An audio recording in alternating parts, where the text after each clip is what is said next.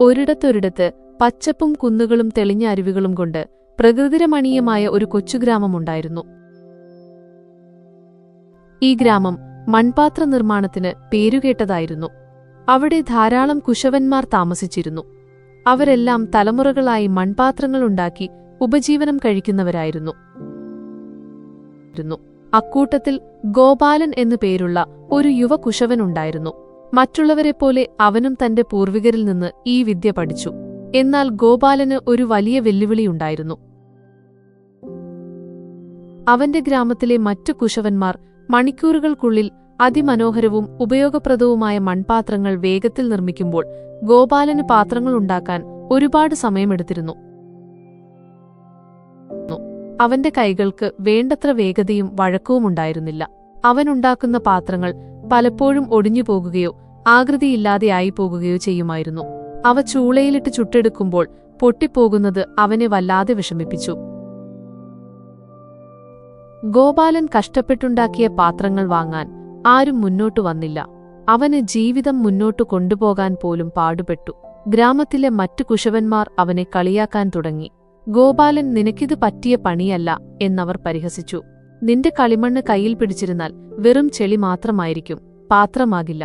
ചിലർ അവനോട് ഈ പണി ഉപേക്ഷിച്ച് വേറെ ഏതെങ്കിലും കൂലിപ്പണിക്ക് പോകാൻ പോലും ഉപദേശിച്ചു.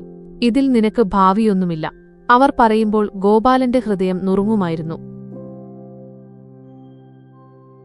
ഗോപാലന് വല്ലാത്ത സങ്കടം തോന്നി. പലപ്പോഴും അവൻ തന്റെ മൺചക്രം ഉപേക്ഷിച്ച് തന്റെ പരമ്പരാഗത തൊഴിൽ മതിയാക്കി വേറെ ഏതെങ്കിലും ജോലിക്ക് പോകാൻ ആലോചിച്ചു. എന്നെക്കൊണ്ടിത് സാധിക്കില്ല എന്ന് അവന്റെ മനസ്സ് മന്ത്രിച്ചു.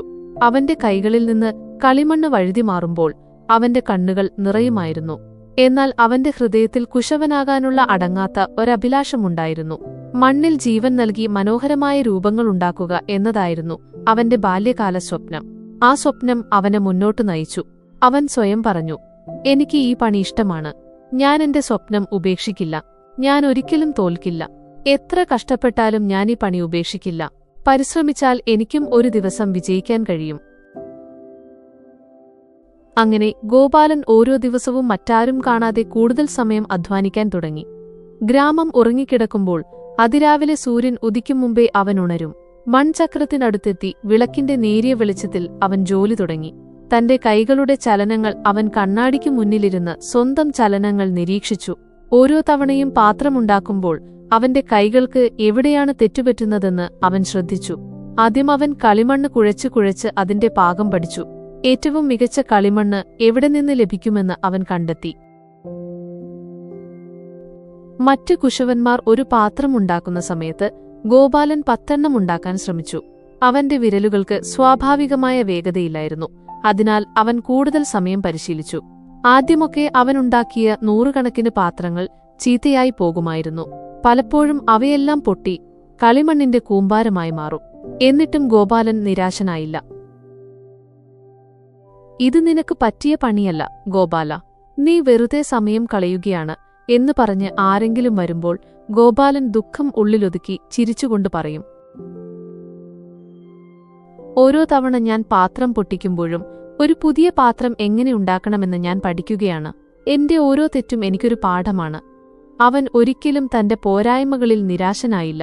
മറിച്ച് ഓരോ തെറ്റിൽ നിന്നും അവൻ പുതിയ പാഠങ്ങൾ പഠിച്ചു, തന്റെ കഴിവുകൾ മെച്ചപ്പെടുത്താൻ ശ്രമിച്ചു.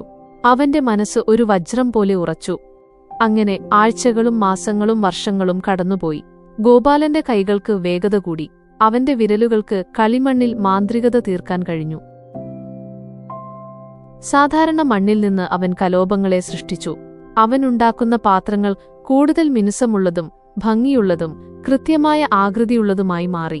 മൺപാത്ര നിർമ്മാണത്തിൽ ഒരു മാസ്റ്ററായി അവൻ മാറി. അവന് പാത്രങ്ങൾ ഉണ്ടാക്കാനെടുക്കുന്ന സമയവും വളരെ കുറഞ്ഞു. അവന്റെ മനസ്സ് കൂടുതൽ ശാന്തമായി, ആത്മവിശ്വാസം വർദ്ധിച്ചു. ഒരു ദിവസം അടുത്ത നഗരത്തിൽ നിന്ന് വളരെ വലിയതും പ്രശസ്തനുമായ ഒരു വ്യാപാരി ഗ്രാമം സന്ദർശിച്ചു. ആ വ്യാപാരിക്ക് മൺപാത്രങ്ങൾ വലിയ തോതിൽ ഏറ്റവും മികച്ച ഗുണമേന്മയിൽ ആവശ്യമുണ്ടായിരുന്നു. ഗ്രാമത്തിലെ ഏറ്റവും മികച്ച കുശവന്മാരെല്ലാം തങ്ങളുടെ ഏറ്റവും മനോഹരമായ പാത്രങ്ങൾ അദ്ദേഹത്തിനു മുന്നിൽ അഭിമാനത്തോടെ അവതരിപ്പിച്ചു. ഗോപാലനും താൻ കഷ്ടപ്പെട്ട് ഉറക്കമൊഴിച്ച് അധ്വാനിച്ചുണ്ടാക്കിയ പാത്രങ്ങൾ അവിടെ വെച്ചു. അവന് ഒരുപാട് പ്രതീക്ഷയുണ്ടായിരുന്നില്ല. എങ്കിലും അവന്റെ അധ്വാനത്തിന്റെ ഫലം കാണിക്കണമെന്ന് അവനുണ്ടായിരുന്നു. വ്യാപാരി ഓരോ പാത്രവും സൂക്ഷ്മമായി പരിശോധിച്ചു. ഓരോ പാത്രവും കയ്യിലെടുത്ത് അദ്ദേഹം അതിന്റെ ഘടനയും ഭംഗിയും വിലയിരുത്തി. മറ്റു കുശവന്മാരുടെ പാത്രങ്ങളെല്ലാം നല്ലതായിരുന്നു. പക്ഷേ ഒന്നിനും അദ്ദേഹത്തിന്റെ ശ്രദ്ധ പിടിച്ചുപറ്റാൻ കഴിഞ്ഞില്ല. അവസാനം അയാൾ ഗോപാലനുണ്ടാക്കിയ പാത്രങ്ങൾ കയ്യിലെടുത്തു. അവയുടെ മിനുസവും ആകൃതിയുടെ പൂർണ്ണതയും മനോഹരമായ നിറങ്ങളും അതിലെ കൊത്തുപണികളും വ്യാപാരിയെ അത്ഭുതപ്പെടുത്തി. അവയിൽ ഒരുതരം ജീവനുണ്ടെന്ന് അദ്ദേഹത്തിന് തോന്നി. ഈ പാത്രങ്ങൾ ആരാണുണ്ടാക്കിയത്? ഇത് ഒരു മാസ്റ്റർപീസാണ്. വ്യാപാരി ആവേശഭരിതനായി ചോദിച്ചു. ഗ്രാമത്തിലെ കുശവന്മാർക്ക് അത്ഭുതവും ഒപ്പം അസൂയയും തോന്നി. അവരൊന്നും പറയാതെ ഗോപാലനെ നോക്കി. ഒരു മടിയോടെ വിനയത്തോടെ ഗോപാലൻ മുന്നോട്ടു വന്നു. ഞാനാണ് സാർ, അവൻ പറഞ്ഞു. അവിശ്വസനീയം! നിങ്ങളാണോ ഇതുണ്ടാക്കിയത്? ഞാൻ എന്റെ ജീവിതത്തിൽ കണ്ടിട്ടുള്ളതിൽ വെച്ച് ഏറ്റവും മനോഹരമായ പാത്രങ്ങളാണിവ. ഇതിന് എത്ര വില വരും? എനിക്ക് ഇങ്ങനെയുള്ള പാത്രങ്ങൾ ആയിരക്കണക്കിന് ആവശ്യമുണ്ട്. വ്യാപാരി ആവേശഭരിതനായി. ഗോപാലൻ തന്റെ പാത്രങ്ങൾക്ക് അർഹിച്ച വില പറഞ്ഞു. വ്യാപാരി സന്തോഷത്തോടെ അതെല്ലാം വാങ്ങി വലിയൊരു ഓർഡറും നൽകി.